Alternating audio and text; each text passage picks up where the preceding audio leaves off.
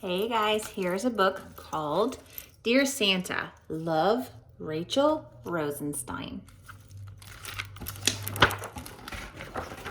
Okay, let's go. Rachel Rosenstein loved Christmas. She loved the 1,000 twinkly lights that went up in her neighborhood, the ginormous Christmas tree in the town square, and the store windows crowded with Santas, elves, candy canes, glittery tinsel, and piles of presents wrapped in shiny, beautiful paper.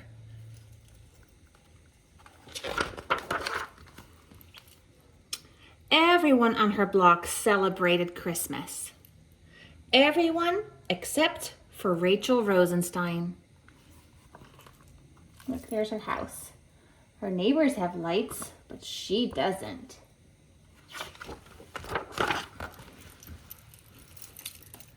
The Rosensteins didn't celebrate Christmas because they were Jewish. Being Jewish was fun most of the time. It meant you got to hunt for the afikoman on Passover, blow the shofar on Rosh Hashanah, and get a present a day for all 8 days of Hanukkah, not to mention as many latkes as you could eat.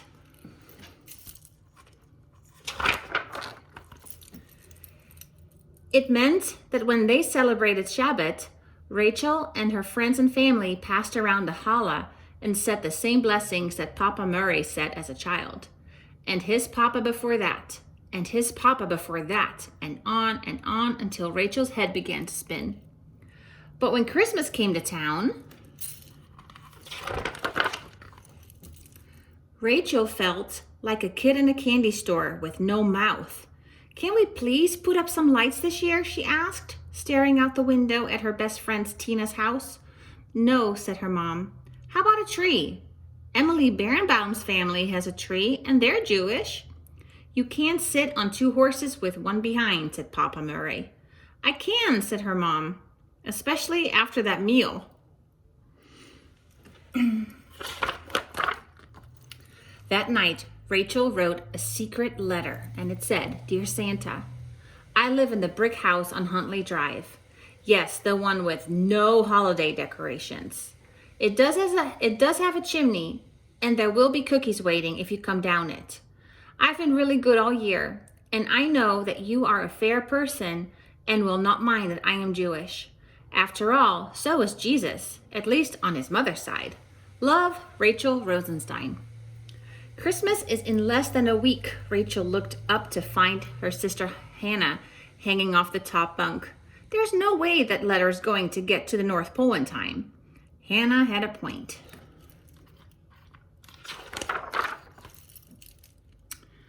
As luck would have it, a couple of days later, Tina's mom asked if Rachel would like to tag along to see Santa at the mall. "Did you get my letter?" Rachel asked when it was her turn. "I sure did," said Santa. "Remind me what it said. Are you coming to my house even though I'm Jewish?" "Time for a picture," said an elf. Click, flash. For a moment, Rachel couldn't see. The next thing she knew, someone else was on Santa's lap.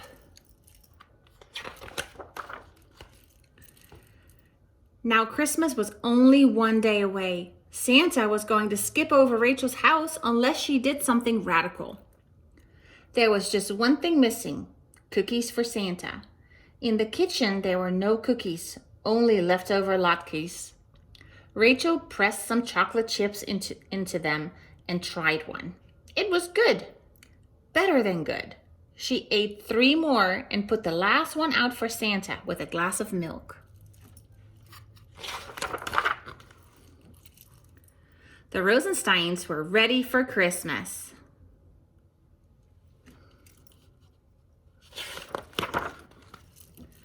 Rachel stayed awake as long as she could, lying in her bed, listening for the clip-clop of Santa's reindeer on the roof.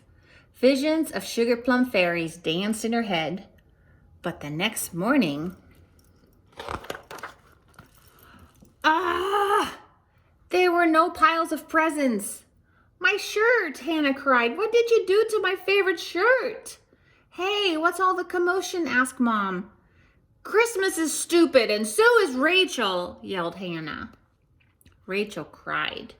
Across the street, she could see Tina's family in their pajamas, opening the presents Santa had brought for them. Her mom sat down next to her. Sometimes, no matter how badly we want something, we just have to accept what is, okay? I gotta get to work. Nobody else's mom works on Christmas, Rachel said. Just because it's Christmas doesn't mean there aren't sick kids at the hospital. The world doesn't stop. Rachel cleaned up her mess.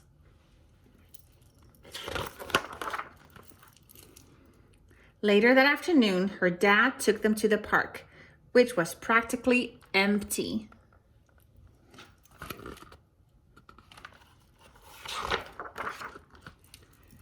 And for dinner, they took Papa Murray to the Chinese place they went to every Christmas. Papa Murray ate chicken feet that looked exactly like chicken feet. Rachel's dad stuck chopsticks up his nose like a walrus. Don't try this at home. Rachel tried to eat her favorite salty dumplings, but she was too sad.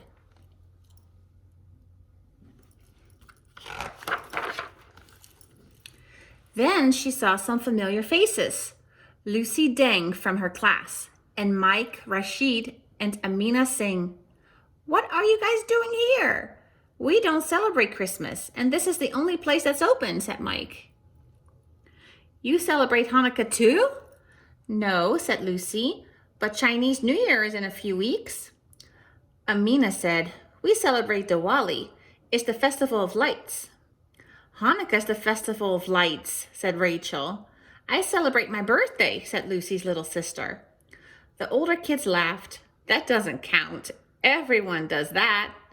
And Rachel realized, when there were so many great holidays in the world, why feel so bad about one little old day like Christmas?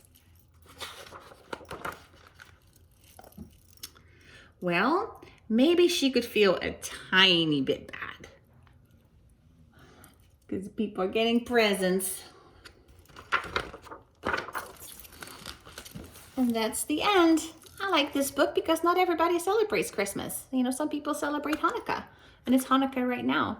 And soon we'll be celebrating Chinese New Year. And a little while ago, we had Diwali. Our Indian neighbors across the street celebrated that by setting off fireworks. So, you know, everybody has their own holidays. So I hope you enjoyed this book. I love you guys. Bye.